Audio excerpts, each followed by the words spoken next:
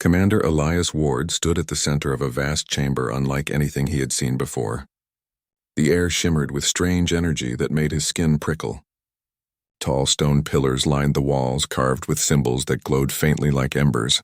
Dozens of alien eyes watched him from balconies high above, their whispers echoing through the hall. He knew this was no ordinary meeting.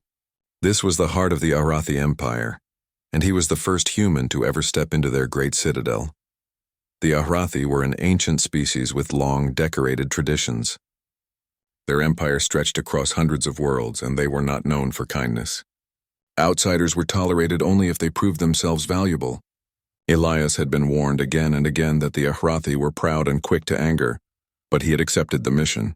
Humanity was still new to the stars, and if Earth wanted to survive among such powerful civilizations, someone had to face them. He carried the weight of that responsibility alone.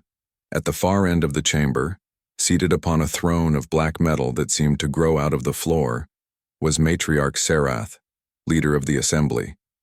She was armored in ceremonial plates that gleamed like polished obsidian. Draped around her waist was a layered battle skirt, decorated with woven metals and flowing threads that shimmered in the light. Every motion she made carried the weight of centuries of authority. The assembly fell silent as she slowly rose to her feet. Elias could feel the intensity of her gaze. She was tall, nearly a head higher than him, with eyes that glowed a pale blue. The silence stretched long enough that his heartbeat seemed to echo in his ears. Then, in a movement as fluid as it was commanding, Sarath reached for her battle skirt and lifted it slightly, exposing the inner cloth that bore the crest of her people. Gasps rippled through the balconies above, for this was a gesture heavy with meaning. It was not shameful but sacred, a sign that the matriarch was invoking an ancient custom. Her voice carried across the chamber, low and steady but impossible to ignore. She told him, through the translator device on his collar, to salute. It was a command, not a request. The meaning was clear. If he obeyed, he acknowledged her superiority and accepted humanity's place as a lesser people.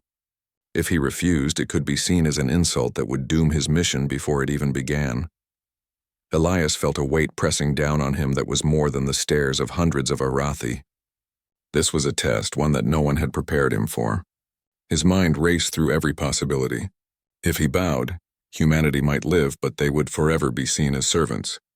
If he resisted, his life could end here and humanity might lose their only chance at alliance. His pulse quickened, yet his face remained calm. He had been trained to stand before generals, admirals, and presidents without faltering. This was no different, he told himself. He straightened his posture, lifting his chin but keeping his gaze steady on the matriarch. He raised his hand in the sharp, precise motion of a human military salute, his palm pressed firmly against his temple, his body rigid with discipline. It was not the bow of submission she might have expected, but it was not defiance either. It was the salute of a soldier, a gesture that spoke of respect, duty, and honor. The assembly reacted with confusion. Some muttered angrily, others laughed in disbelief. A few leaned forward with sudden interest. Elias did not move, holding his salute for several long seconds before lowering his hand with equal precision. The silence that followed was heavier than before. Sarath tilted her head slightly, her glowing eyes narrowing as she studied him. For a moment, her expression was unreadable. She had commanded many species before, and most had either groveled in fear or boasted foolishly. But this human had answered in a way that neither denied nor surrendered. He had saluted not as a slave, but as an equal warrior. The air in the chamber grew tense, and Elias could feel sweat forming on his brow. Still, he did not break his stance. Whatever came next, he would face it with the same discipline. Humanity deserved to be seen for what it was, not what others thought it should be. Finally, Sarath let out a sound that was halfway between a laugh and a growl.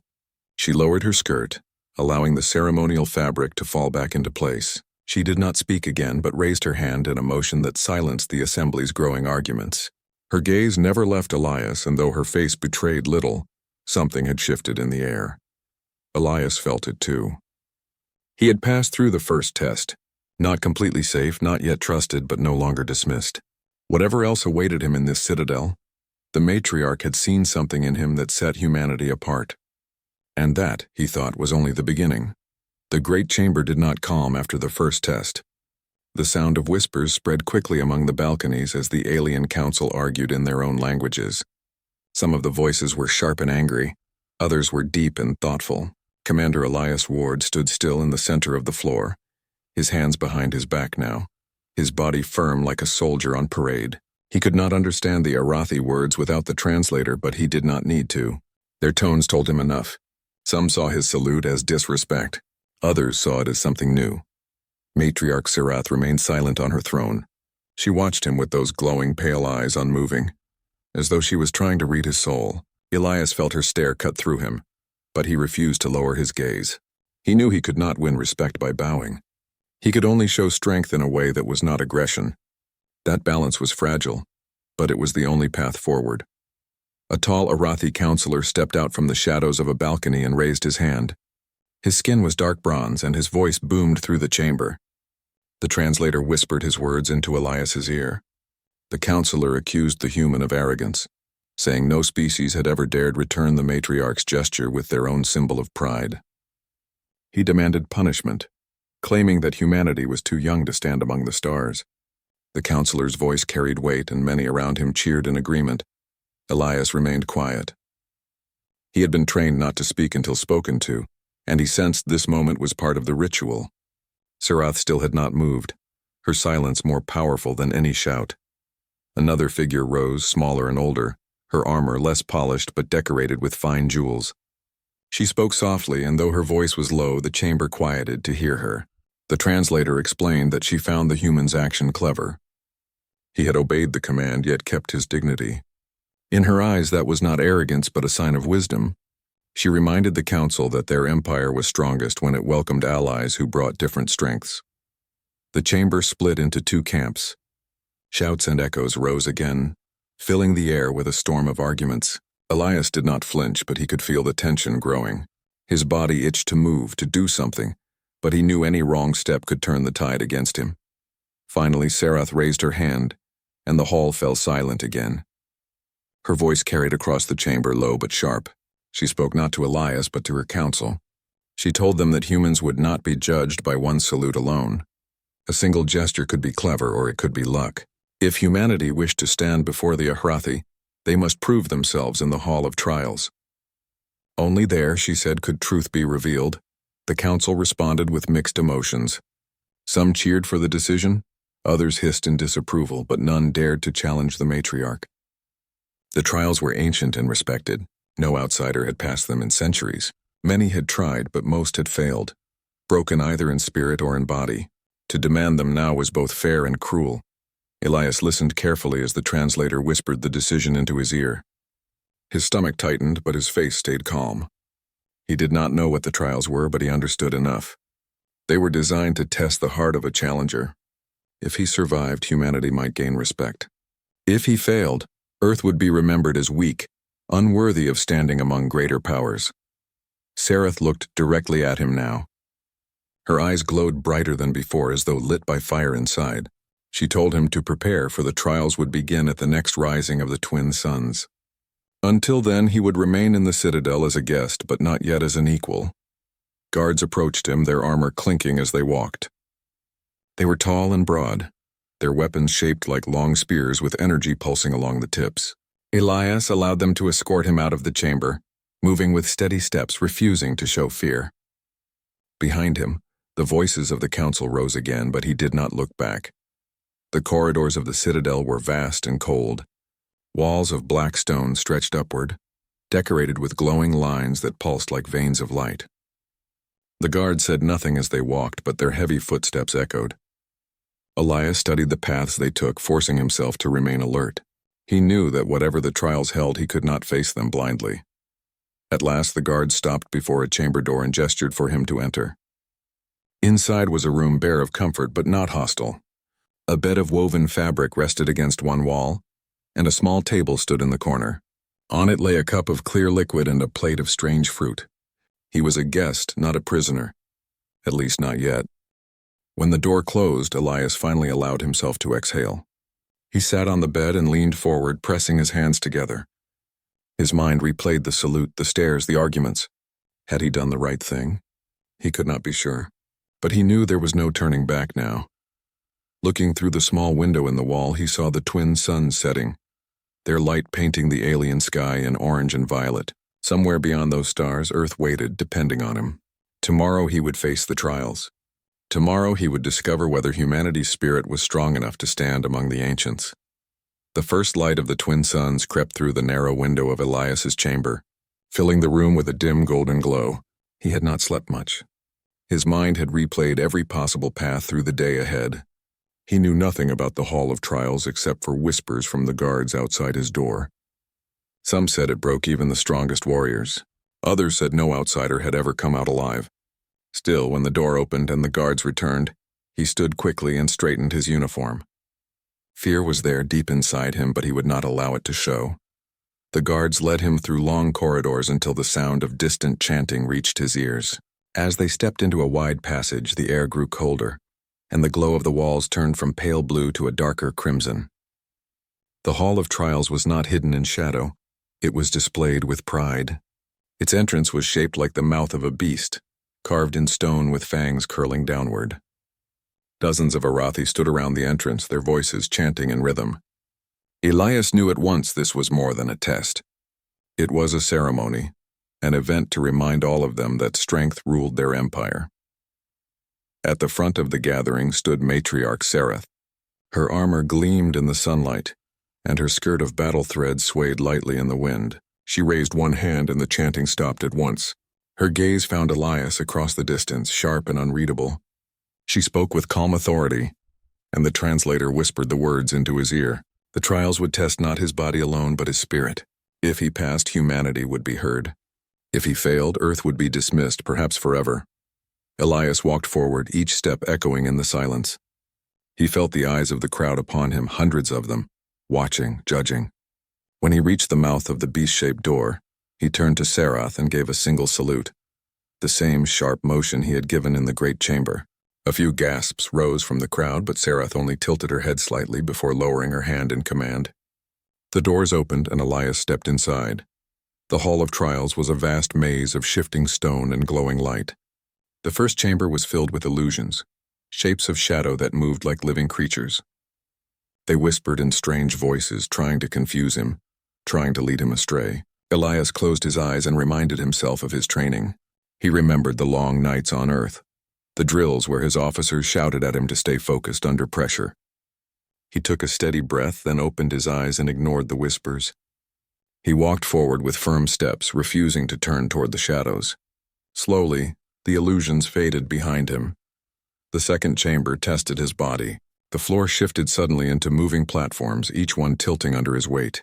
Walls closed in from both sides, forcing him to leap, climb, and push himself forward. Sweat poured down his face, his arms burned, and more than once he nearly slipped into the deep pits below.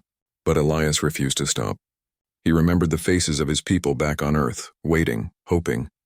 He forced his muscles to obey, pulling himself up again and again until he reached the far side. His chest heaved, but his eyes burned with determination. The third chamber was the cruelest. It was silent, completely silent except for a single table at its center. On the table lay a sphere of light, glowing gently, pulsing like a heartbeat. The moment Elias touched it, his mind filled with visions. He saw Earth burning under alien fire. He saw families crying out in despair. He saw himself kneeling in defeat. The images tore at him, trying to break his will, but he bit down hard, shaking his head, and forced the visions away. Not real, he whispered to himself. Not real. He remembered his oath as a soldier to protect, to endure, to never surrender. The visions grew darker, sharper, but still he pushed forward until the light faded and the chamber door opened. On the other side, he stumbled into a vast hall, and to his surprise, dozens of Arathi stood there watching. Their faces were painted with ritual marks, their eyes gleaming. This was the final stage. The hall itself was the last test. Without warning, the floor cracked and a massive beast rose from below.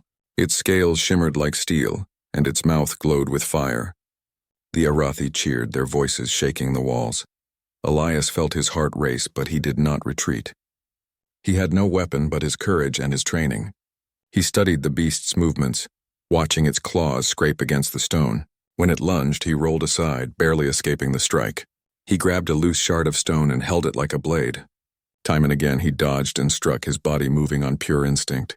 Each cut he made was small, but he refused to stop. The crowd's cheers grew louder as they saw him refuse to fall. At last, with one final strike, he drove the shard into the beast's eye. The creature roared, shaking the hall, then collapsed with a thunderous crash. Elias stood over it, gasping for air, sweat and dust covering him. His muscles screamed in pain, but he remained standing. The silence that followed was heavy. Then slowly, the Ahrathi began to cheer again, louder and louder, until the hall echoed with their voices. Elias looked up and saw Matriarch Sarath standing on a balcony above. She did not smile, but her eyes glowed brighter than before. She raised her hand and the cheers stopped. For a long moment she studied the human below, and then she nodded once. Elias knew then that he had passed. Humanity's spirit had been seen, and it had not been found weak. The cheering still echoed in Elias's ears as the great doors of the Hall of Trials closed behind him. His body ached with every step, his arms and legs sore from the struggle with the beast. Dust still clung to his hair and uniform, and his lungs burned from the effort. Yet he kept his shoulders straight and his chin high as the guards escorted him out into the open. He would not show weakness now, not when so many eyes were watching. Outside the hall, the assembly of Ahrathi had gathered once more. Their voices rose in a storm of arguments that crashed against the stone walls of the citadel. Some shouted that the human had proved himself. Others argued that his survival meant nothing, that perhaps the beast had been weak or the trials had been too merciful. The council had not been united before, and now it was even more divided. Elias stood in the center of the gathering, surrounded by guards, while the voices battled above him. His translator whispered fragments into his ear, enough for him to understand the storm. Some called him arrogant, others called him worthy, but none were silent. He remained motionless, his face unreadable, though inside his mind he was searching for what this meant. He had survived the trials, but survival was not the same as victory. Respect was fragile, and it could be broken with one wrong word. Matriarch Sarath rose slowly from her throne at the far end of the chamber. Her tall figure cast a long shadow in the light of the twin suns. She raised one hand, and though the voices did not fall completely silent, they softened enough to let her speak. Her voice rolled through the air like the steady strike of a drum. She declared that the human had passed the trials, but she did not declare what that meant. Instead, she said his survival revealed more questions than answers. Was humanity truly strong or merely stubborn? Was it cleverness or was it luck? Her words only fueled the division. The bronze-skinned counselor who had shouted against Elias earlier now stood again, his voice booming with anger. He claimed that the human was a danger. If one man could survive the trials, then perhaps his people were destined to rise too quickly. Better to crush them now before they grew into rivals. His words were met with loud agreement from many around him. But the older jeweled counselor raised her voice in return. She reminded the assembly that allies were worth more than slaves. The human had shown not only strength but also discipline. He had not broken under fear or pride. Was that not the kind of partner the Empire needed in a galaxy filled with enemies? Her calm defense silenced some of the shouts, but not enough. The chamber boiled with anger and uncertainty. Elias listened, but he kept his mouth shut. He knew this was not his battle to fight, not yet. These were the politics of an empire far older than his people. His role was to stand firm, to remind them with his presence that humanity was not invisible. Still, he felt the weight of the arguments pressing on him, each word shaping his people's future in ways he could not control. Sarath's gaze moved slowly across her council. For the first time, her voice rose sharply, carrying command that silenced even the loudest voices. She declared that the debate was not yet ended. The human would remain within the citadel under her watch, and his actions in the coming days would decide whether his people would stand as allies or be cast aside as pretenders. Her decision was final, and no counselor dared to speak against it. The guards led Elias away from the chamber and back into the stone corridors. His steps were heavy, but his mind was racing. He had endured the trials, yet the fight was far from over. He could sense that many wished for him to fail, and some might even try to ensure it. Trust was not something given easily here. He would have to earn it again and again. That night he sat alone in his chamber, staring at the alien sky through the window. The twin moons hung above the horizon, pale and distant. He thought of Earth, of the oceans and forests, of the people who had sent him here. They had placed their hopes in him, but hope was not enough. He needed a plan. He needed to understand these people, their customs, their fears. Only then could he show them that humanity was not a threat but a partner worth respecting. As he sat in silence, the door to his chamber opened softly. A figure entered, cloaked in dark fabric. Elias tensed, ready to defend himself, but the figure raised both hands in peace. It was the jeweled counselor, the one who had spoken for him in the assembly. Her translator device crackled as she whispered that he should be careful. Not all in the council would wait for debate. Some believed that his death in the night would be safer than his survival in the future. Elias listened, his jaw tightening. He asked her why she was helping him. She answered simply that her people had grown strong not by crushing every rival, but by choosing wisely who to stand beside. She believed humanity might be one of those choices, but only if he lived long enough to prove it. Then, as silently as she came, she left, leaving Elias alone once more with her warning echoing in his mind. He lay awake long after she was gone, the weight of the day heavy on his shoulders. The trials had not broken him, but now he faced a different battle, one of politics, betrayal, and survival in a place where every step could be his last. The warning from the jeweled counselor stayed in Elias's mind long after she left his chamber. He sat by the window watching the alien moons crawl across the sky and wondered how many in the citadel wanted him gone.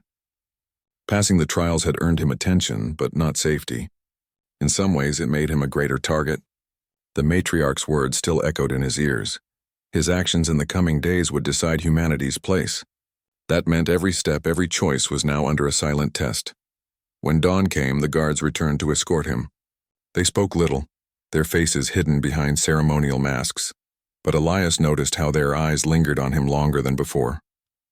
Word of his trial victory must have spread, and even among soldiers, curiosity was growing. They led him through twisting halls until he arrived in a wide courtyard. Hundreds of Arathi had gathered, their armor catching the light of the twin suns. At the far end, Sarath stood upon a raised platform, her presence commanding silence without a word. She announced that the human would walk among them today, not as a prisoner, but as one being judged. Every action he took, every word he spoke would be remembered by the council. Elias kept his posture tall and gave a single nod of understanding.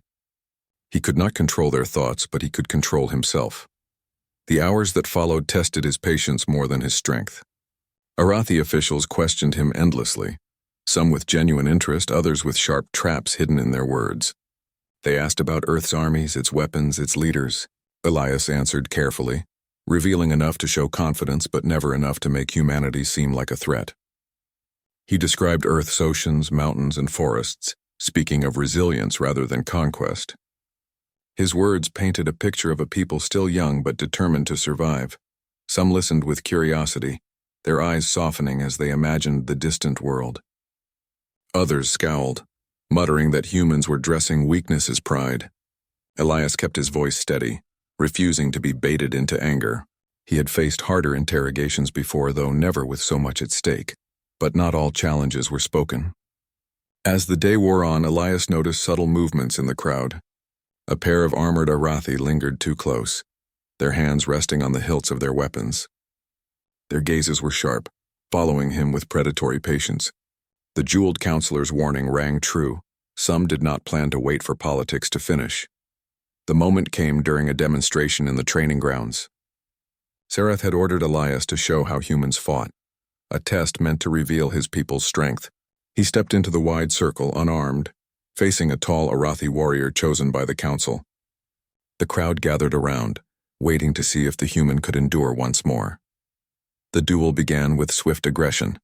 The Arathi warrior swung his staff with powerful strikes, each blow sending shockwaves through the air. Elias dodged and shifted, using speed instead of strength.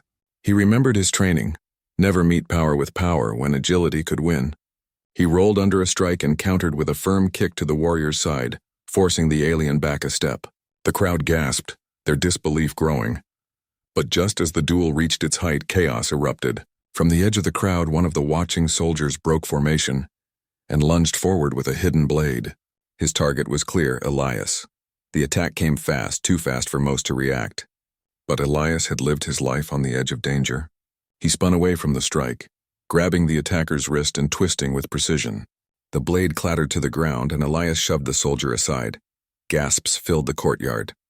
The duel was forgotten as guards rushed to seize the rogue attacker. Voices rose in outrage, some demanding punishment, others shouting that the human had provoked it. Elias stood in the center, breathing hard, knowing the attempt on his life was more than just one soldier's choice. Someone powerful had wanted him dead. Sarath raised her hand, silencing the uproar. Her glowing eyes swept across the courtyard, then fixed on Elias.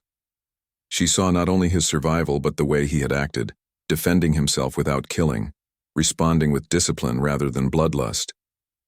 Her voice rang clear, commanding that the council take note. The human had endured treachery and still held to honor. For the first time, Elias saw something shift in her expression. Not warmth, not yet trust, but respect. It was the look of one warrior recognizing another. The attacker was dragged away and the duel was declared complete. Elias stood tall, saluting once more in the human way. The crowd was divided. Some whispered of danger, others of promise. But none could deny he had faced the moment with courage. That night, back in his chamber, Elias allowed himself a long breath. The day had nearly ended his mission, but instead it had revealed something deeper. Not all Arathi wished for his death. Some wanted him to succeed, though their reasons were hidden. Others feared him more with every test he survived. As he looked again at the alien sky, Elias understood the truth. The trials had been only the beginning. The real battle was not against beasts or illusions, but against fear itself. The fear the Arathi felt when they looked at humanity and saw a future they could not control. And Elias knew he would have to face that fear again before his mission was done. The night after the attack was heavy with silence. Elias sat at the edge of his chamber bed, staring at the door. He had been told the guards would protect him, but now he trusted none of them. The jeweled counselor's warning had been true. Someone inside the citadel wanted him dead, and next time they might not fail. Yet instead of fear, Elias felt a deep fire inside him. If his enemies were so desperate, it meant he had struck at something they feared. Humanity was no longer invisible. When the suns rose, he was summoned again to the great hall. The air inside was thick with tension, the arguments louder than before. Counselors shouted from their balconies, their voices carrying sharp accusations. Some claimed the human had dishonored the duel by surviving treachery with ease, as though that alone proved he was dangerous. Others argued that his restraint, his choice not to kill the assassin, showed a strength of discipline that many of their own lacked. Elias walked into the center of the chamber with steady steps. He could feel the weight of every gaze pressing down on him. The bronze-skinned counselor stood and raised his voice. He declared that the human's survival was proof of a greater threat. Humanity, he said, was too clever, too resourceful. Better to end them now, before they grew strong enough to challenge the empire itself. His words were met with roars of approval from his allies. But then the jeweled counselor rose, her quiet voice somehow stronger than the shouts. She reminded them that the Arathi Empire had thrived not by crushing every rival, but by forging bonds where strength was matched with respect. The human had endured every trial, every trap, and even betrayal without breaking. Was that not a spirit worth honoring? Her words softened some voices, but the chamber was still divided. Finally, all turned their eyes to the matriarch. Sarath had listened. In silence, her expression unreadable. Now, she rose from her throne, her battle skirt shifting with the movement. Her glowing eyes fixed on Elias, and the hall grew still. She declared that the time for games was over. The council had shouted long enough. Now she would see the truth for herself. She descended from her throne and stepped into the open floor. Every movement carried authority, every step echoing across the chamber.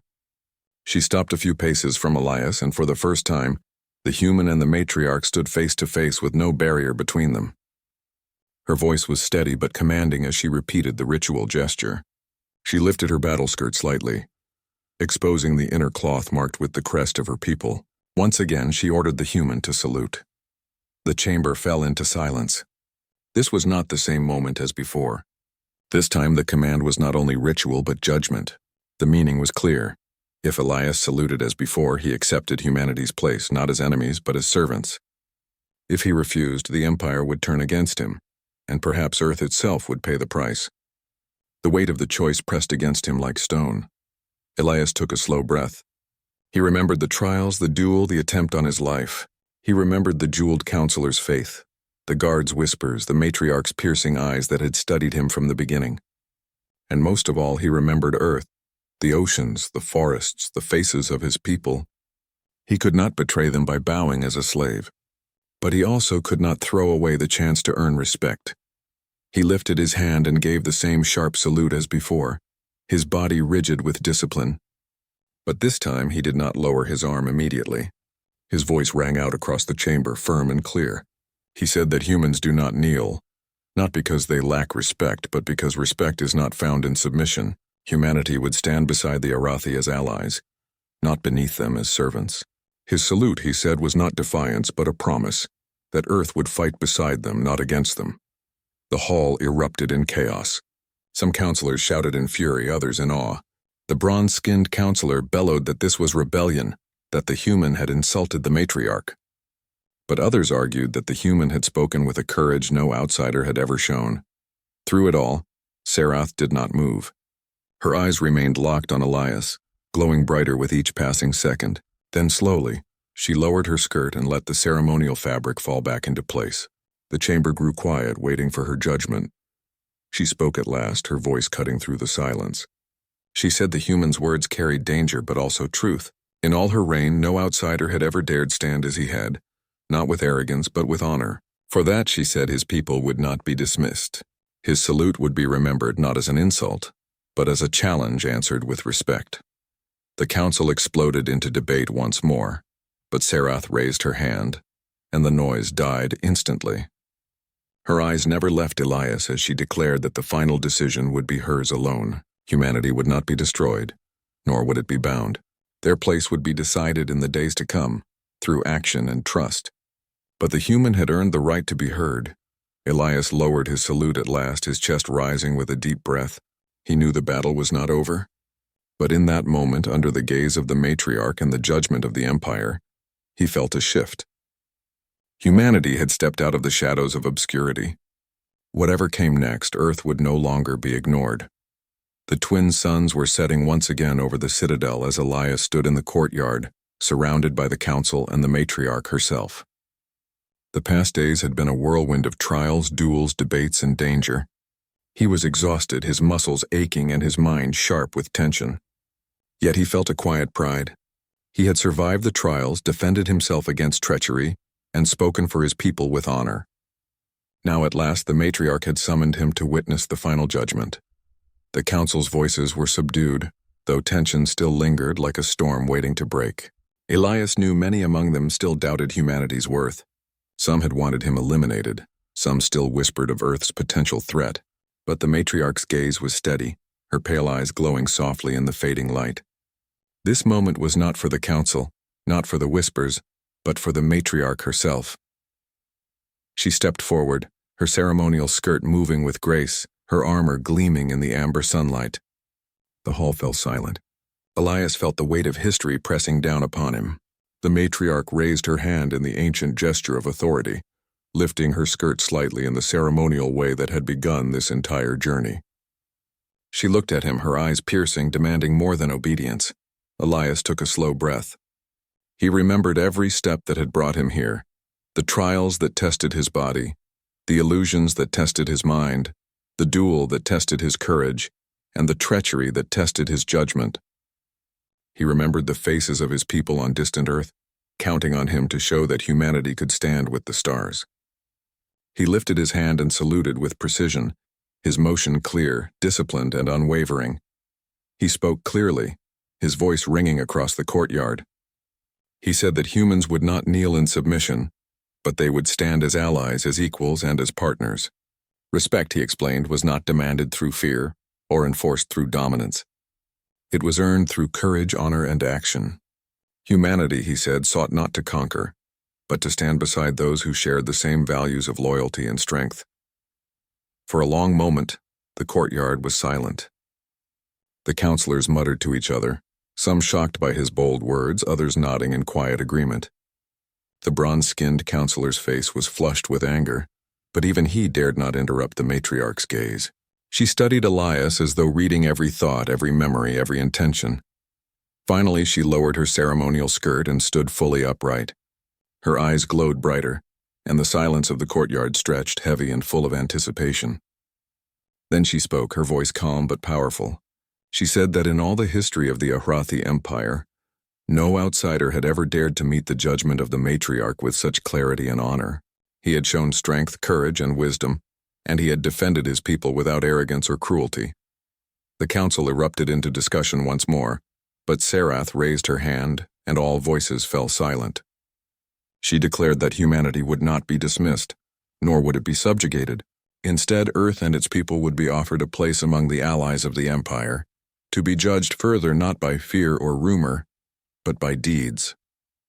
Elias had earned the first step of that honor, and his actions would be remembered in the annals of Ahrathi history. Elias lowered his salute and exhaled slowly. Relief washed over him, but he knew this was not the end. Trust was earned through continued action, not a single gesture. Still, he had proven that humanity had spirit, determination, and honor, the qualities that had carried civilizations through countless trials and battles. For the first time, he felt that the long journey to the stars had begun not with fear, but with respect. The matriarch stepped down from the platform and approached him. Her glowing eyes met his, and though she said nothing, her expression carried weight. She had recognized humanity's courage and the strength that came with it. She extended her hand, a gesture of acceptance. Elias took it firmly, understanding that this handshake was a bridge between worlds, a silent promise of cooperation and mutual respect. As the sun dipped below the horizon, casting long shadows across the courtyard, the counselors began to step back. Some still whispered doubts, but most were quiet, impressed by the human who had faced everything with honor. The courtyard felt different now, lighter, full of possibility. Humanity had survived the test not just of strength but of character. Elias looked up at the twin moons rising in the alien sky, and a quiet smile touched his lips. The journey ahead would be long and difficult, full of challenges and dangers yet unknown. But for the first time he knew that Earth's people had a place among the stars. They would not be dismissed nor overlooked. Humanity had been seen, respected, and given a chance. The matriarch stepped back, returning to her throne, her eyes still on him, and the assembly began to disperse. Guards escorted him back to his chamber, but Elias walked tall, every step a silent reminder of what he had accomplished.